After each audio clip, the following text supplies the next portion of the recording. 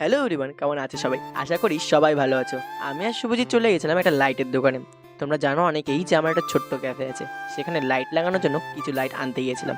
ভিডিওটা অনেক দিন আগেকার, কিন্তু সময়ের অভাবে ভিডিওটা এডিট করে ওঠা হয়নি। আমার এই ছোট্ট ক্যাফেটা তোমাদের কেমন লাগলো অবশ্যই জানাবা। আর একদিন আসতে ভুলো না কিন্তু সবাই সবাই মিলে একদিন ঘুরে অবশ্যই যেও।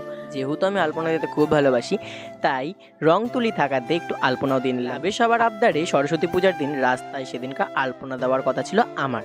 প্রায় 1:16 নাগাদ আমি ওখানে পৌঁছে যাই, আর পৌঁছে অনেকটাই কাজ করে ফেলাই। আমার এই প্রথমবার রাস্তায় আলপনা দেওয়ার অভিজ্ঞতা, কোনোদিনও দিইনি, এবারই ফার্স্ট। কিন্তু তোমরা জানিও কেমন হয়েছে। এটা ছিল সরস্বতী পূজার দিনের ভিডিও, মানে সরস্বতী পূজার আগের দিন রাত্রেবেলা। প্রায় 4:30 পর্যন্ত আমি আলপনা দেওয়ার পর বাড়ি গিয়েছি। বাড়ি যাওয়ার পর আবার কন্টিনিউ কল, কারণ পরের দিন ছিল আর্ট কম্পিটিশন। আর এই আলপনাটা তোমাদের কেমন লাগলো অবশ্যই জানাতে ভুলো না কিন্তু। সকালে স্নান করেই উঠে আমি চলে আসি অঞ্জলি দেওয়ার জন্য। অঞ্জলি দেওয়ার পর এই যে বাচ্চাদের আর্ট কম্পিটিশন, এই দায়িত্বটা আমার ঘাড়ের উপরে এসে পড়ে। প্রত্যেকবারের মতন এবারও আমি সেখানকার খাতাগুলো দেখেছিলাম। সন্ধ্যাবেলা সরস্বতী পুজো উপলক্ষে ক্লাবের সদস্যরা মিলে একটা অনুষ্ঠান আয়োজিত করেছিল, যেখানে ছিল ফুচকা কম্পিটিশন। আর এই পুচকুটাকে দেখছো, ওই মনে হয় ফার্স্ট হয়েছিল। আর এই হচ্ছে আমাদের ক্লাবের মূর্তি, মানে আমাদের দেবী প্রতিমা সরস্বতী দেবী। আর এই আর্টগুলো যে দেখতে পাচ্ছ, এগুলো সব কম্পিটিশনের আর্ট।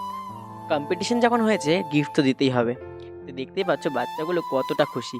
আর এদিকে ক্লাবের সদস্যরা মিলে আমাকে একটা চকলেট গিফট করেছিল, কারণ আমি আলপনা দিয়েছিলাম তাই জন্য। এবারের মতন এবারও সরস্বতী মাকে একটাই প্রার্থনা, মা যা বিদ্যা বুদ্ধি দিয়েছো সব কিছু আমার মাথায় যেন থাকে, প্রত্যেকবারের মতন বেরিয়ে যেন না যায়। কি আর কি করছিলাম। তোমরা সবাই ভালো থাকো, এবং আমার ব্লগটি কেমন লাগে অবশ্যই জানিয়ে যাও।